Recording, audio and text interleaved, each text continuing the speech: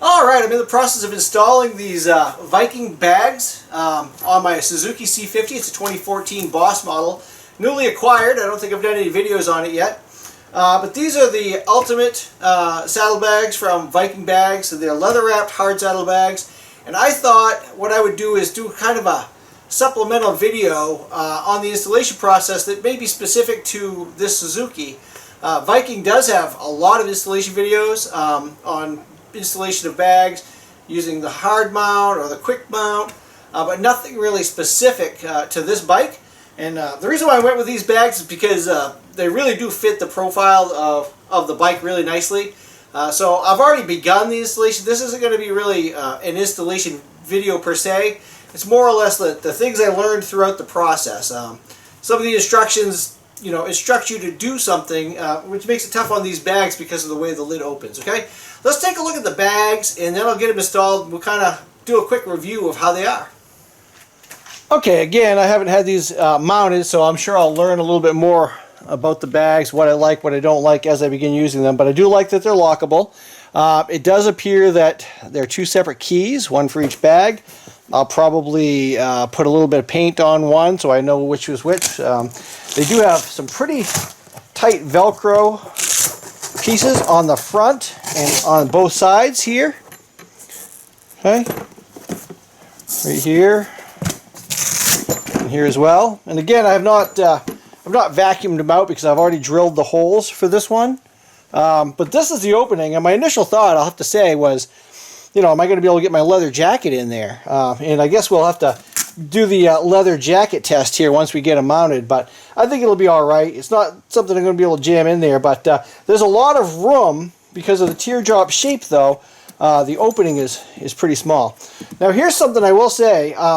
The instructions say to get the holes drilled in one, and then put them back to back, and then mark the holes or where the holes would be drilled on the other one. Well, that's pretty difficult considering how they open.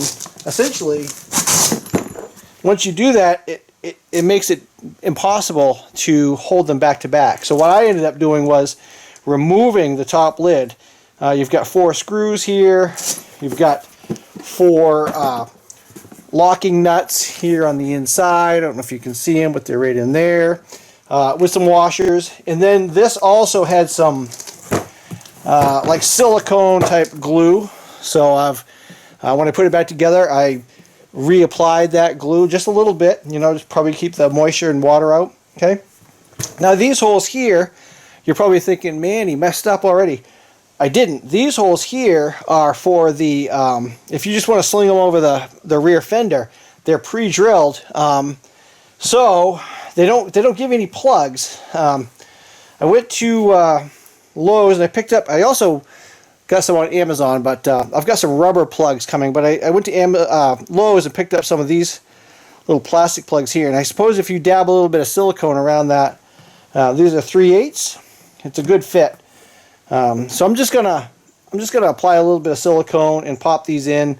On Amazon, I ordered like a rubber grommet without a hole, so we'll have to see how those fit. But for now, that'll be fine. Just to kind of finish it off. What I did here, let me move this out of the way and show you kind of how I lined it up for the initial marking of the holes for the first bag. Alright, so there it is. I still love the looks of this bike, and I didn't want to change the profile by adding, you know, traditional saddlebags. Okay, so let me show you how I kind of lined up the rear. My thought was, because these are flat or straight bottom bags, I wanted that line to be even with the exhaust. Okay, because if anything was going to be crooked, or if anything was evident as far as the bag being crooked, it's going to be the straight lines, right? So you have a straight line here, you have a straight line on the bottom of the bag. If I didn't line those up, it would have been obvious, okay? And I also don't have a helper. So the instructions say I have a helper hold the bags while you mark the holes.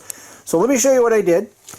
All right, so what I did was threw a towel over the exhaust so I wouldn't scrape it, and I kind of shimmed up the bag. And what I was going for was trying to match the top rear fender because I don't have the passenger seat, so I didn't really want the bags sticking up, you know, above the fender a whole lot. So I used, you know, I just kind of propped them up, and that also sort of ensures that the spacing or the alignment of the bottom of the bag is in line with the exhaust. Okay, now here's one concern I have. I don't know how hot that's going to be. If it gets real hot, I do have some aluminum duct tape, and I'll show you that I could line the bottom of the bag. They use it on four-wheelers and everything, where the exhaust wraps up around a plastic fender, for example, so it doesn't overheat. It kind of reflects the heat away. So yeah, I think it's going to look sharp, and it doesn't really ruin the looks of the bike a whole lot. And you know, you can see that it matches the profile of the fender, which is really why I went with them. Okay, so I guess in this instance, I went with aesthetics over functionality. So yeah, let me get them mounted here. Oh, incidentally, on the C50, it's a 6mm hex. You've got a 12mm bolt back here on this front one, or this rear one rather, and then this one is also a 6mm hex, but there's no nut. It just threads into the frame on the back side there, okay? So don't try to get your ratchet up there and look for a nut, okay? So 6mm hex, 12mm nut, and just a 6mm hex there, okay? Alright, so I have both sides installed, and I think I did a pretty good job. You can see that the bottom of the bag is parallel with the pipe, which is kind of what I was going for here, because again, if anything would be a giveaway as far as it being crooked, those two lines would do it. I think I did a pretty good job as far as getting them the right height as well as the same distance forward. You can see this little rivet here lines up with this. Got that rivet here. Now, one thing is, sitting at an angle here, it looks like they're not even, but when I stand the bike upright, they are. They do kick out a little bit toward the bottom, and you can see that. It looks a little bit more exaggerated here when the bike is tilted, but the brackets are actually designed that way.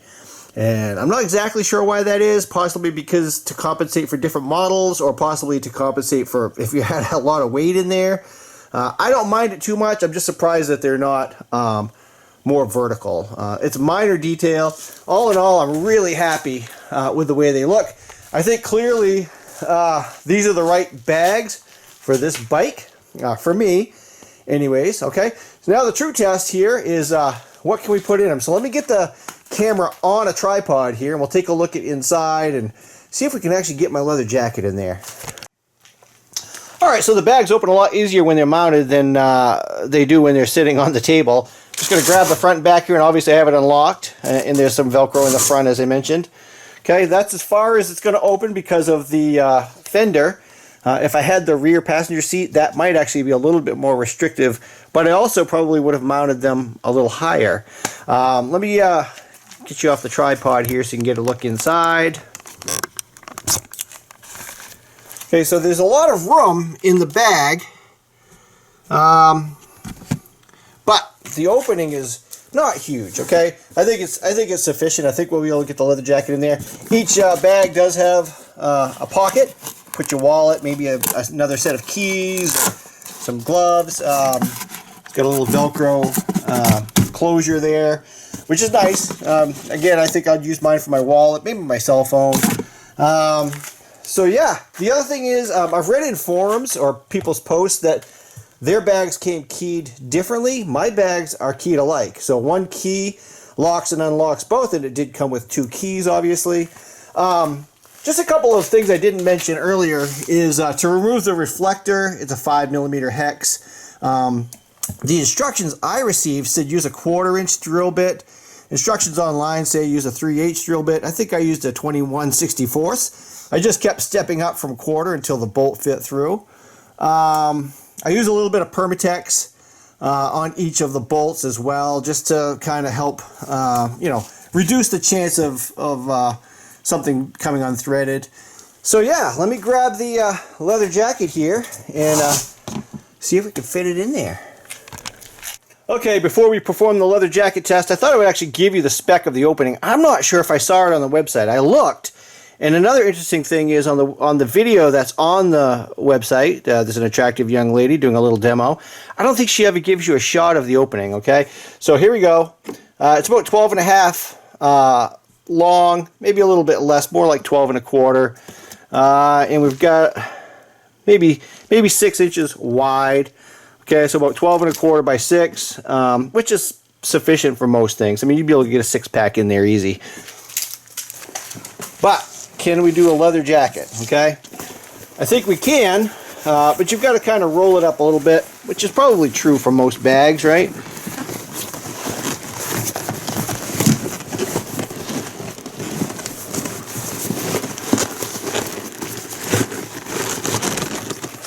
With plenty of room to spare. You could lay some gloves on top of there, or you can still access the pocket. So all in all, I'm real happy with them. I think the install came out great. There's a couple things I'm going to monitor. I'm going to monitor for heat. You know, I'm a little bit close to the exhaust here, but where these are OEM stock pipes, I'm guessing that this is kind of like a heat shield. This baffle here probably doesn't get too hot. If I need to, I can line the bottom of the bag with this aluminum foil tape. And again, you'll see this on ATVs, on the underside of fenders when they have the exhaust running close to a plastic fender. It just helps reflects the heat away. And you can see I'm familiar with it because I've got it all over my garage. So yeah, hopefully you found this video helpful. I'm real happy with the looks. So far, I'm real happy with how they work. I guess, will they stand the test of time? I'm guessing they will because I've read a lot of reviews. I've seen a couple of other videos on them, and people are happy with how they last. So there it is. It's the 2014 Suzuki Boulevard C50. It's an 805cc, kind of a small bike, but I like it. It's real comfortable, and the B.O.S.S blacked out look, it sets it apart from others, I guess, a little bit. There it is, both sides. Okay, looks a little different from the GS. I still love the GS. Now I've got a matched set of Suzukis. All right, hey, hopefully you found the video helpful. If you did, give me that thumbs up. And if you're not a subscriber and you want to see more of this type of stuff, hit that subscribe button for me. All right. If you're in the process of installing your Viking bags, leave questions and comments down below. If you have some tips that you can share with users, leave those down below as well. There may be something I hadn't thought of. There you go. Thanks for watching. Have a great day, and stay safe on the roads.